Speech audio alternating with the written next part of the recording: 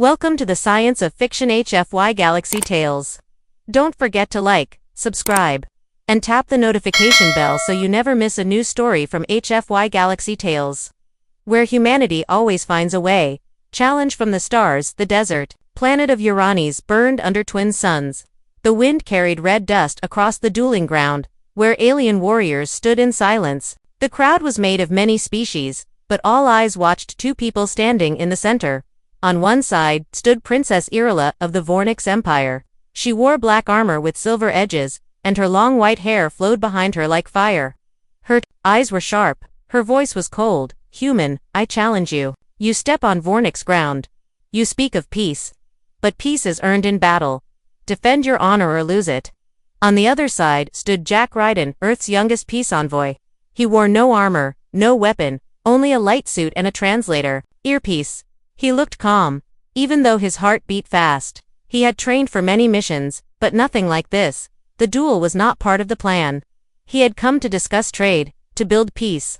But the Vornix Empire followed ancient rules. If a leader felt insulted, they could demand single combat. Irila had done just that. The War Council expected him to fight or surrender. Jack looked around. The guards watched him. The alien generals waited. A single wrong move could start a war? He took a deep breath and stepped forward slowly, but instead of raising his fists, he opened his arms wide. I won't fight you, princess, he said, voice steady. I don't believe in war, I believe in understanding. The crowd gasped. The Vornix soldiers whispered. Irila's eyes narrowed. You refuse my challenge. Jack took another step forward. No, I accept it, but I choose my own weapon. She raised her blade. What weapon, human? Jack smiled and walked right up to her. Then, without warning, he hugged her. Irila froze, not just in body, but in mind. No one had ever touched her like that. In her world, rulers were not touched unless it was an attack or a blow. His arms were warm, soft, not painful but strong in a different way. Her guards started to move, but she lifted one hand to stop them. She didn't move. She didn't pull away. For a moment, no one spoke. Time itself seemed to hold its breath. Jack let go and looked up at her. I don't hate you, he said. And I don't want your empire to fear me. You don't need to fight to be strong. Irila stepped back. Her face was unreadable. She turned away and walked to her ship without another word. The duel was over. The council was shocked. Some shouted, some cheered. Others called him weak, but the message had already been sent. Later, back inside his guest room, Jack sat down, still shaking slightly. He looked out the window. Irila's ship hovered in the sky, glowing like a dark star. He didn't know what she would do next, but he knew something had changed. She hadn't killed him. She hadn't humiliated him. She had accepted the hug, and in a warrior empire built on pride. That meant more than words. Far above, in the palace ship, Irila stood alone in her chambers. She removed her armor slowly and touched the place where he had hugged her. Her eyes were calm now, thoughtful. Her voice was barely a whisper. Strange human. What comes after the hug? The training hall on the Vornix royal ship echoed with heavy punches. Princess Irila struck a metal dummy again and again. Sparks flew with each blow. Her breath was sharp. Her face showed anger but also confusion. Why didn't he fight? She muttered. She had challenged the human, expected him to defend his pride. Instead, he hugged her. No one in her life had ever dared to show affection. Her father taught her to conquer. Her teachers trained her to win. But that human, he disarmed her with softness. Not fear, not pain, just warmth. She paused, looked at her armor on the wall, then at her own reflection. She touched the center of her chest where Jack had hugged her. Her fingers lingered. What kind of weapon is that? She whispered. Meanwhile, Jack sat in a quiet garden chamber within the ship. He wrote in a small book the Earth Embassy gave him. His hand moved slowly. Today, I did not stop a war with words or weapons. I stopped it with a hug. But I don't think the battle is over. I think something else just started. He closed the journal and looked at the silver trees around him. The Vornix ship had strange beauty, sharp, metallic, yet alive. Guards watched him at a distance, but none spoke. They didn't know what to make of him. That evening, Princess Irila appeared. At the garden gate, the guards stepped aside. She walked in, tall and proud as ever. Jack stood up. You came, he said. She nodded once. You confuse me, human. I get that a lot. He smiled gently. You refused a duel, yet you won. My people don't know how to respond. They whisper in confusion. Some call you weak. Others call you brave. Jack tilted his head. What do you think? Arela didn't answer. Instead, she sat across from him. You didn't hug me to win, did you? No, he said. I hugged you because I saw pain in your eyes. I didn't want to hurt someone already hurting. For a moment, Arela looked away. Then she said softly, You are not like the others. She began visiting him more often. At first, to ask questions, then to talk. They sat together in silence sometimes. Jack made jokes. She didn't laugh, but her eyes softened. He taught her Earth songs.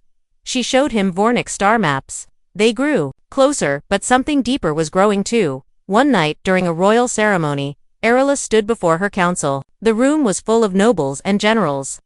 Jack was seated far in the back, a silent guest. Everyone expected her to speak about war, tradition, strength. Instead, she said, I have fought many battles. I have led many victories, but none have touched me like this, human's courage. The hall fell silent. I challenged him. He hugged me. I tried to understand it. Now I do. She turned and pointed at Jack. I want peace with Earth. Not just a treaty, a bond. She took a deep breath. I asked to be joined with this human. Not as a symbol, but as my chosen partner. Gasps echoed across the room. Some shouted, some froze. The Vornics had no history of marrying outside their kind, let alone to someone from a soft world like Earth. Jack stood up slowly, unsure if it was real. Arela's eyes met his. She was serious. He stepped forward. I don't have a crown. I don't have a kingdom. But if your heart is offering peace, I accept it. A moment passed, then Arela smiled. For the first time, asterisk, Princess of War, Heart of Peace asterisk. The Vornic's palace burned with golden lights as wedding preparations filled the air. Alien banners flew high above the towers, and musicians practiced their strange but beautiful instruments. The halls were filled with energy, some joyful, some nervous. For the first time in Vornic's history, a royal engagement involved a human. Jack stood at the balcony of his guest room, wearing traditional robes stitched by Vornic's hands. He looked out at the stars. His mind was calm, but his heart raced. Today, he would marry Princess Arela. He had come as a peace envoy. Now, he was becoming part of an empire. Arela stood in the grand chamber, wearing armor polished to silver shine. Her war braids were undone. She wore no crown. Just a smooth band of starlight crystal across her forehead. Her people had called her a warrior. Now they would call her something more. But not everyone approved. Deep beneath the palace, General Korak paced angrily. A human, a weak soft-blooded earthworm, he growled. She insults our bloodline. Our ancestors will rise in shame. A group of rebel soldiers stood with him. They wore dark armor and hate in their eyes. Korak raised his blade. We end this foolish union today. As the wedding began, drums echoed through the great hall. Nobles and guests stood along the path, waiting. Jack entered first, followed by Arela. She looked strong and radiant. The people watched in silence. Some smiled, others whispered, but then a sharp alarm screamed through the chamber. Explosions rocked the outer walls. Smoke poured from the gates. Soldiers ran forward, shouting. The enemy had breached the palace. Panic spread. A huge blast shattered part of the ceiling. General Korak dropped into the hall with his rebels. His voice thundered, No human shall stand beside our princess. He charged toward Jack with a plasma blade raised. The guards were too far. The crowd screamed. Arela's eyes went wide.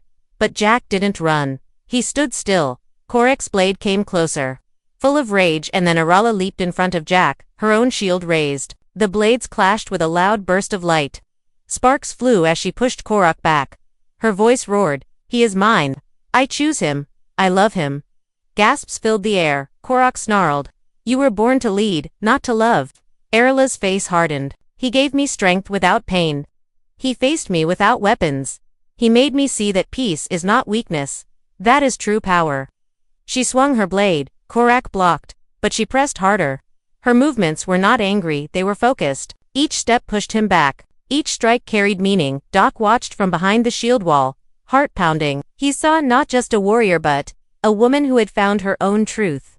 With one final strike, Arela disarmed Korak. His blade flew across the hall. She stood over him, breathing heavy. "This is the last time we spill blood at a wedding," she said. Guards took Korak away. The hall stood silent, shaken. Then someone clapped. A few more joined. Soon, the hall echoed with applause. Not everyone accepted it, but enough did. Arola turned to Jack. Her armor still burned with heat. Her voice softened. "Do you still wish to marry a warrior?" Jack stepped forward. "Only if she still wishes to marry a human." She reached out. Their hands touched. The ceremony continued. Before the great flame of unity, the Vornix priest spoke the final words. "By light and by legacy, by strength and by heart, we now join two worlds in one." Jack and Arola looked at each other. He said, "I came here to make peace." She replied, "You gave me more than peace. You gave me a future." They kissed, and the stars above the Vornix Empire burned brighter.